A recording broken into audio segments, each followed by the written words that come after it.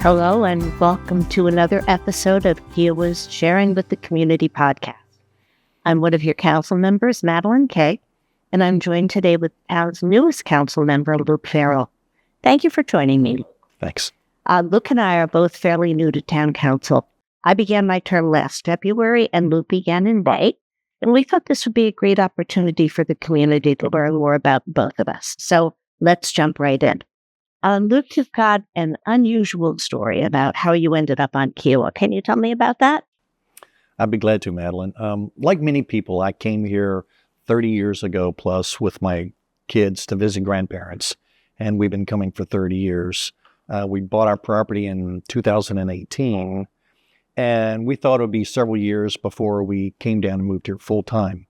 But COVID hit, and that first Sunday night in March of 2020, my chairman called me and said, I have a global team I was running. He said, take your global team and everybody work from home.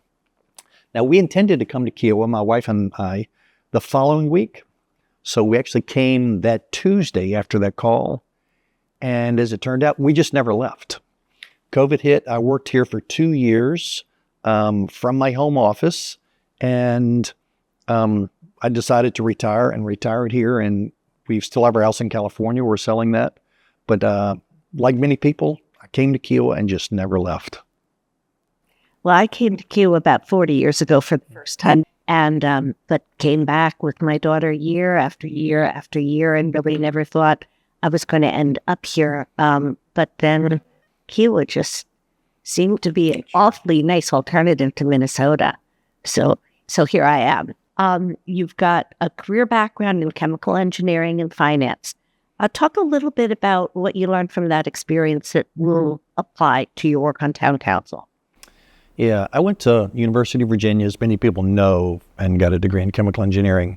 And our professors were very adamant about telling us they were not teaching us to be engineers. They were teaching us how to solve problems. And I'd say that's at the heart of who I am. I'm an engineer. I'm a problem solver. But it's how you solve a problem. And for me, it's about gathering the facts and understanding which facts are important and material and which facts aren't, and then applying that to your decision and looking at several alternative decisions, 2 or 3, and then picking the best one of that group. It's not to get tunnel vision on the first solution you come to. And that actually was critically important in my financial career for the last 30 plus years, because there's a lot of investments out there, and a lot of investments will work and a lot won't. And so you have to look at which ones fit the risk profile of yourself or the person you're investing for, making sure you use the appropriate facts to solve the problem that you're trying to solve for in the financial space. And I hope I can bring that approach, using facts, finding out which facts are material, and looking at several different solutions to help the town solve its problems. And I've seen that mindset and that processing happen as I've worked with you both on the Planning Commission and now briefly on Town Council. You are able to take a large data set and really focus in on those aspects of that data that are most relevant to an issue at hand. And then you apply really extraordinarily good judgment to make very good decisions. So I, for one, was very happy that you decided to run for town council. You're very kind. Thank you, Madeleine. Yes. So, Luke, you served on the Planning Commission for about a year before running for town council. How has what you learned on the Planning Commission been applicable to what you'll be doing on town council? Yeah, I was very fortunate to be appointed by the mayor a little over a year ago. And first and foremost, I mean, public service is different from corporate world. Yes. So learning how to operate within the rules and regulations of the town. Robert's Rules of Order is another thing for meetings and the structure of meetings. It was really critical for me to have that experience in the Planning Commission in a very friendly environment. And then it also gave me the opportunity to learn about what the zoning codes were, what the regulations in Kiawah were, and identify some of the problems by having citizens call me and talk to me about this is an issue or that's an issue. After that, I loved being on Planning Commission, and I thought I was having an impact. And I really didn't want to leave the Planning Commission, as you well know. and told you several times, but you and other people influenced me to understand that I could have a bigger influence on preserving and protecting Kiawah as a town council member. So I ultimately decided to throw my hat into the ring for town council and leave the planning commission. I also found my experience on the planning commission to be invaluable, and I don't think I would have been at all effective on town council without having that experience to learn a whole lot more about how the town works, but mostly about the critical issues. And the experience that you gain on the planning commission gives you that background and makes you that much more aware of the complexity of the issues that the town faces. Yeah, I know I'm biased. I think the planning commission is probably the best place to learn how to be prepared for being on town council. Yeah, I would agree. You're facing most of the same issues that the council does.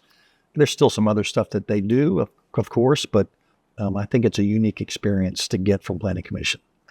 Right. And as we've seen now, to fill your vacancy, there's been a tremendous interest on the part of the community in applying for that vacancy. So I think there are a lot of other people who have grown aware over the last couple of years of how critical planning commission experience is. I would agree. With the recent election for a new mayor, Mayor Belt has done some reorganization with the town staff, and various council people have been appointed as chairs of different committees. So I, for instance, am now the chair of the Environmental Committee. You've been appointed chair of the SATAX Committee. So do you have any special issues or special projects or special initiatives in mind that you're going to be tackling? Yeah, probably one big one. But before I address that, I think that Mayor Belt has done a great job in starting to think about rotating the chairs of the committees so we get different and varied experience. We just don't stay or won't stay in the same committee as chair for the next 3 or 4 years. Actually, that's the way my company worked. The chair of a committee wasn't any higher or lower. It was just they were the person responsible for organizing. And I think it sets a different tone to the committee where more people are engaged and encouraged to be engaged because there's not a strong chairman running the show. So I think that his change there with the rotation of committees and assignments is really powerful. SATAX was one that was rotated, and I'm the chair of the SATAX committee. And what SATAX is a state accommodation tax where those monies are distributed across many different municipalities, and Kaye was one of them, to help encourage tourism. And we have a standing group of organizations that come to us that want some of the SATAX money. But one of the things that, again, kind of getting back to facts and data, one of the things we don't have a good handle on is how many renters we have, how many people come to the resort, how many people just come to play golf. Collecting that data is something that I think we can use SATAX money for, to better understand our population, especially our visitor population, in order to provide better services, whether it's beach patrol services, whether it's safety, security, traffic mitigation.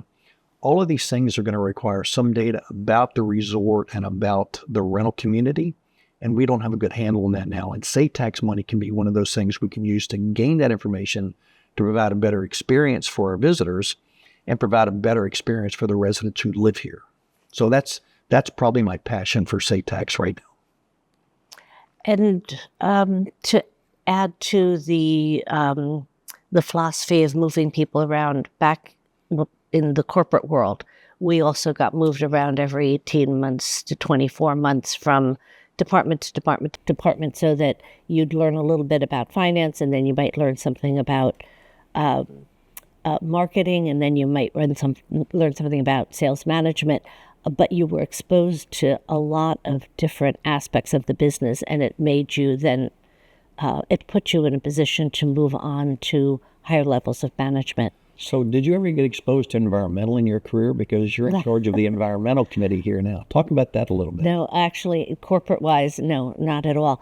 And the flip side of rotating people from committee chairmanship is that there is some expertise that you develop. Yes. If you stay with a particular committee for a while. I had been, as you know from Planning Commission, I had been deeply involved in the Marsh Management Comprehensive Plan, and that helped prepare me for Environmental Committee chair. But in the meantime, the important issues that are being raised on a monthly basis that come before the Environmental Committee do require me to at least know who the players are and to start to develop some good working knowledge of those issues. So no, I didn't have the experience corporate, but it's a passion here in Kiawah, and I think really just about everybody who comes here has got a deep appreciation for the environment and for the need to protect it, to do everything we can. We're not going to build a seawall to keep the ocean back, but what can we do that will influence the environment that has so much of an impact on our lives here on Kiawah? Exactly. What are some of the key community issues that you feel need to be addressed over the near term to better serve the Kiawah Island community? And do you have any ideas on how the town can work through some of these? Yeah, there's a host of issues. And again, you have to prorate which ones are more material and less material. And then also which ones are short-term and long-term. And I'll start with the long-term because that's probably one of my bigger passions. We all know about rising sea level. Yes. We all know about king tides and nor'easters. We had one in December. Yeah. And the flooding that comes with that. And I am very concerned, not in the short term, but in the long term, about the resiliency of our causeway coming into the island.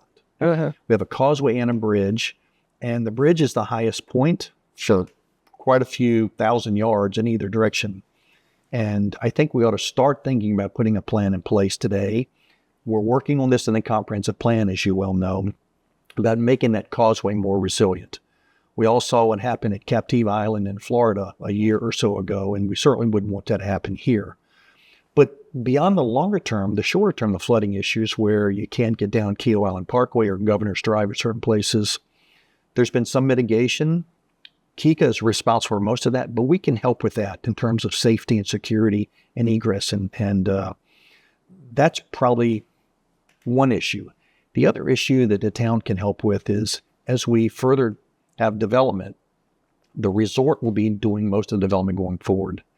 And having the resort contribute some of their resources to better amenities for the residents who live here. And I'll talk more about this later, but probably one of the weakest things the developer has done is provide community amenities that are not club related or private related. And so as we think about places like Night Heron Park, and they develop more where the old inn is or beside where the sanctuary is, beach access, parking, and then amenities for whether it's some sports or just open space, probably things we could work closely with the golf resort as they further develop those properties. Let me step back. You mentioned the comprehensive plan, and I know that as a member of the Planning Commission, you've been deeply involved in drafting that. I don't think that the community has a particular awareness or appreciation of how important a comprehensive plan is to the community. Could you put that in perspective for our viewers? So think about it as a couple levels in expansion. So first, the town has a vision or a mission statement, and it's a 2 or 3 sentence about preserving the integrity and the environmental character of the island. But the comprehensive plan then expands that across, and this is a legal requirement by the state, but we expand that vision across 10 required elements, and we're going to add an element. Which one? We're going to add municipality because there's the unique nature between the town, the resort, the community association, the conservancy. Mm-hmm. No other town has this confusing maze of K's, as it's called. And so we're going to add a section there that helps identify who's responsible and coordinate those responsibilities as part of our 5 and 10 year vision, which is what the comprehensive plan is. The other 10 elements are things that are very typical and required by the state around transportation, housing, things like that are more administrative or more legislative. Does the comprehensive plan really drive what happens over the next 5 or 10 years, or is it simply a document? That's a super question. It's really a driver of the philosophy of how the town council and the town staff should move forward. So it is truly a guiding document. And I'll give you an example. The comprehensive plan for the city of Charleston was just revised, and the town council and the planning commission are using the comprehensive plan to rezone certain areas so that they can identify flooding issues and then move development out of those flood-prone areas to places where they're going to be more resilient. So it's a really powerful document if done right and used appropriately. And do you think we're on track to produce a good comprehensive plan? So on track and a good comprehensive plan are two separate issues. I think it'll be a very good document. I think we're all a little bit frustrated. We're behind, but we're working hard to catch up. Isn't it more important to do the work to catch up and have a really good document at the end of it all than to rush through it? Exactly. Quality's first and foremost. And we've got till the end of this year. So at the end of 2025, we have to submit it to town council for approval. We were hoping we would have been done by now, but there's been, we lost a consultant on it, unfortunately. And so we had to not restart, but retread a little bit, if you will. And his boss came in and we're moving forward pretty good now. But the quality is what's most important. And again, we've got till a year end to finish it. So that's one really critical initiative that you've been involved in that now comes before the council. The other one is the tree preservation ordinance that you worked on planning commission and that you will be continuing to work on council. Talk about the significance of that and maybe what drove it and ultimately what benefit you think it has.